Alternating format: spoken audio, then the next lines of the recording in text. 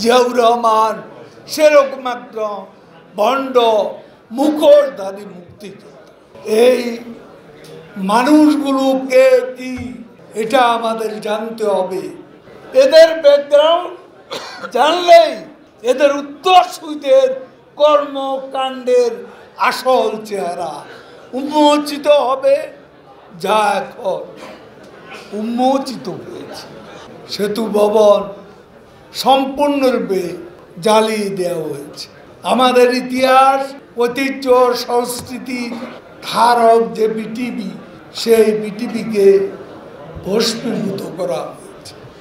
এই নারকীয় তাণ্ডবের সাথে আজকে আমাদের লড়তে হচ্ছে একসাথে। এই অপশক্তিকে যে কোনো মূল্যে আমাদের প্রতিরোধ করতে হবে। শেখ হাসিনার হাতকে শক্তিশালী করে তিনি আজকে জাতীয় জীবনে স্বস্তি ফিরিয়ে এনেছেন। প্রস্তুত থাকেন।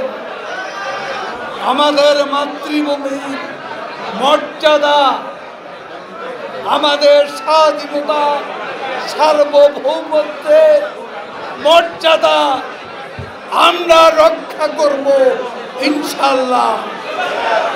সেটাই হোক আজকে আমাদের অঙ্গীকার।